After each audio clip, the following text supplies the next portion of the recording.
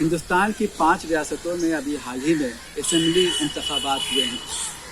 In assembly انتخابات میں B J پی کو شاندار کامیابی حاصل ہوئی ہے۔ اس کامیابی کے لیے اس نے اسلاموفوبیا کا خوب استعمال کیا۔ آخر اسلاموفوبیا کا استعمال اتنا کیوں کیا جاتا ہے؟ کیا اس کا کوئی بین الاقوامی ایجنڈا بھی ہے؟ اس سلسلے میں داؤدی نے ابھی حال ہی میں ایک کتاب اردو میں لکھی ہے جس کا عنوان ہے تہذیب اور تشدد۔ یہ کتاب ابھی میرے ہاتھوں میں ہے۔ ہم اسی کتاب کے حوالے سے اسلاموفوبیا، ہیٹ اسپیچ اور اس سے متعلق دیگر پہلوؤں کا جائزہ لیں گے۔ دسمبر کے پہلے ہفتے میں پٹنہ میں تہذیب اور تشدد کا وموچن ہوا۔ دراصل انبساط داؤدی کی انگریزی کتاب سویلائزیشن اینڈ وائلنس کا یہ اردو انواد ہے۔ انواد اتہاس کے پروفیسر رہے ڈاکٹر امتیاز احمد نے کیا ہے۔ 528 پنوں اور 499 روپے قیمت والی اس کتاب کو روزیلا بکس پرائیویٹ لمیٹڈ نے پرکاشت کیا ہے۔ انبساط داؤدی کا تعلق بہار کے مظفر پور سے ہے۔ وہ مشہور مجاہد آزادی شفیع داؤدی کے پوتا ہیں۔ شفیع داؤدی جماعت اسلامی ہند کے میں سے ایک تھے۔ انبساط داؤدی پیشے سے ڈاکٹر ہیں اور فی الحال امریکہ میں رہتے ہیں۔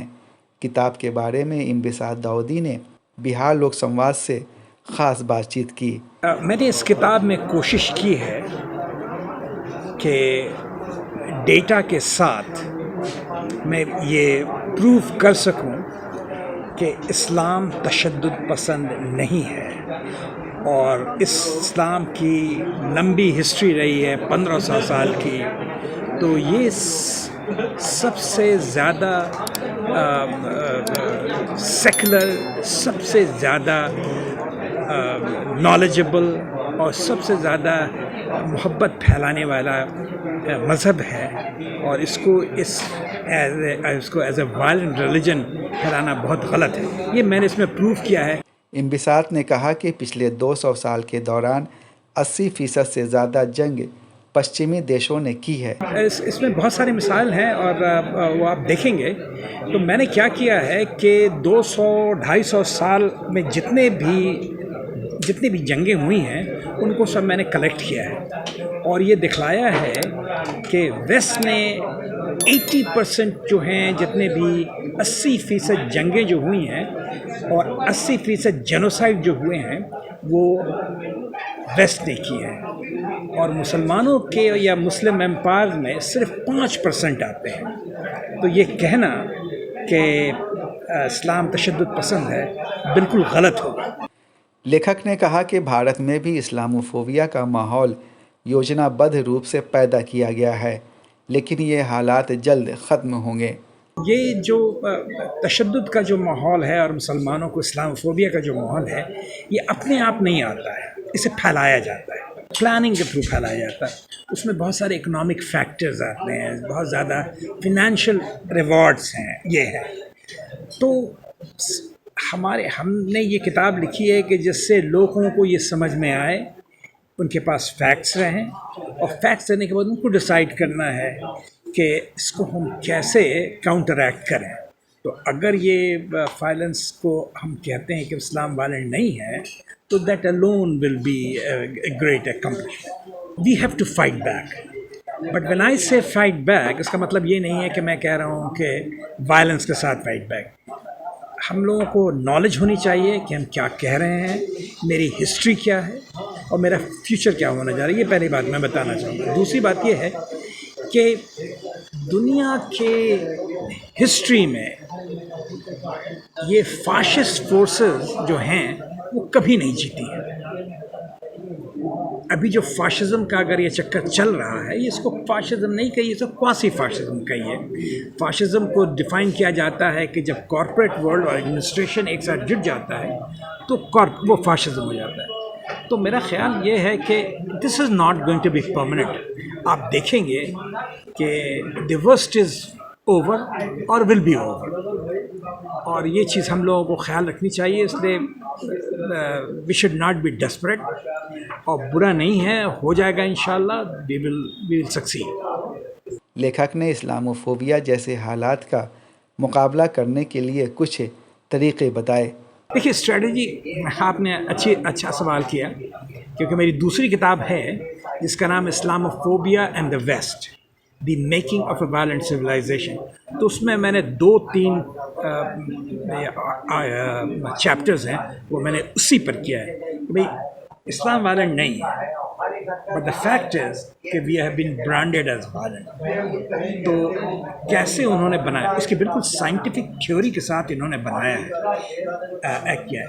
तो हम लोगों को वही चीज़ करनी पड़ेगी।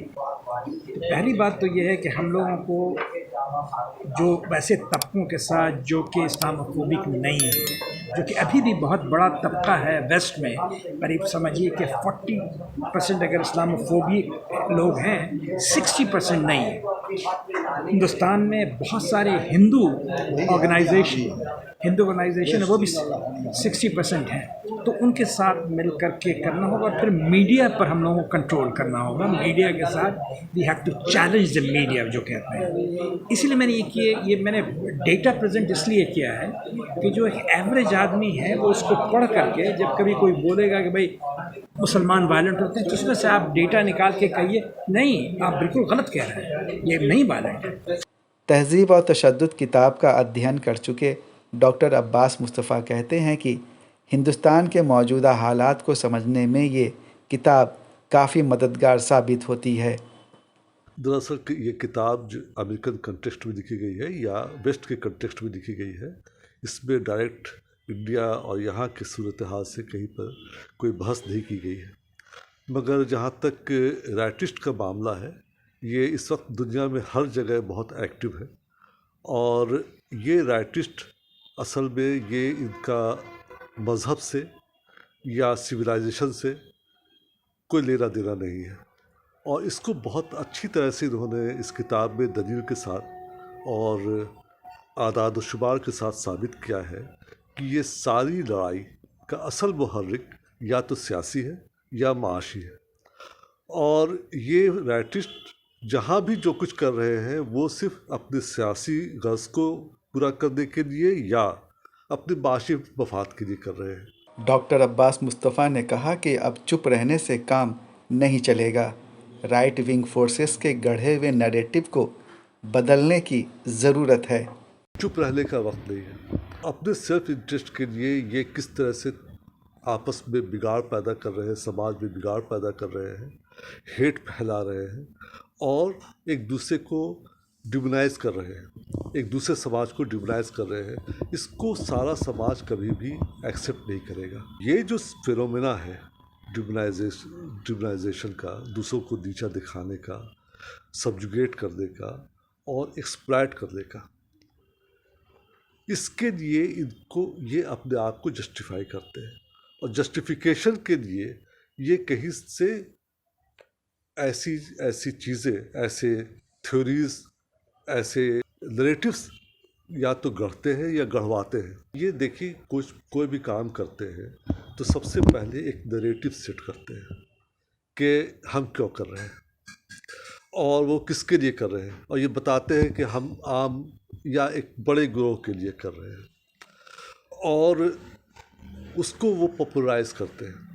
तो सबसे पहली चीज़ तो ये है कि हमको इनके नैरेटिव को जैसे ही वो सामने आए उसको समझे कि इनका जो बयानिया है इसके पीछे क्या सोच है और इसमें क्या कुछ गलती है।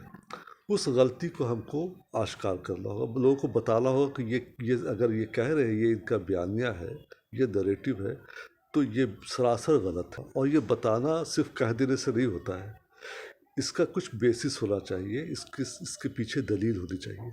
दूसरी तरफ यह है कि आप भी अपने बयानिया को या उनके बयानिए के जवाब में आप जो कुछ कह रहे हैं, जो क्रिटिसिज्म पेश कर रहे हैं, जो जिस तरह से क्रिटिसाइज़ कर रहे हैं, तो वो क्रिटिसिज्म को जो है वो आवाम तक लाना होगा।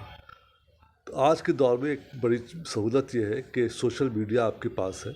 उस सोशल मीडिया के ज़रिए आप बहुत हद तक आवाम तक पहुंच सकते हैं। इम्बिसात दाऊदी मानते हैं कि इस्लाम के ख़िलाफ़ जंग एक कारोबार है, जंग हथियारों की डकैती है और जंग एक रैकेट है। ہندوستان میں اس جنگ کو چناؤ کے روپ میں لڑا جا رہا ہے. اسی کے تحت اسلاموفوبیا اور ہیٹ اسپیچ کا استعمال کھل کر کیا جا رہا ہے. کچھ ہی دنوں کے بعد لوک سبھا کے انتخاب ہونے والے ہیں اور اس بات کا اندیشہ ہے کہ ان انتخابات میں بھی ہیٹ اسپیچ اور اسلاموفوبیا کا استعمال کیا جائے گا ووٹ بینک کے لیے. اس کے لیے جو سیکولر طاقتیں ہیں ان کو ابھی سے ہی تیاری کر لینی چاہیے، کیونکہ ہندوستان میں ابھی بھی ایسی ایک بہت بڑی آبادی ہے جس میں اکثریتی طبقہ بھی شامل ہے جو نہ تو ہیٹ اسپیچ کو پسند کرتی ہے اور نہ ہی اسلاموفوبیا سے متاثر ہے. کیمرہ پرسن سید شایان حسن کے ساتھ میں سید جاوید حسن، پٹنہ.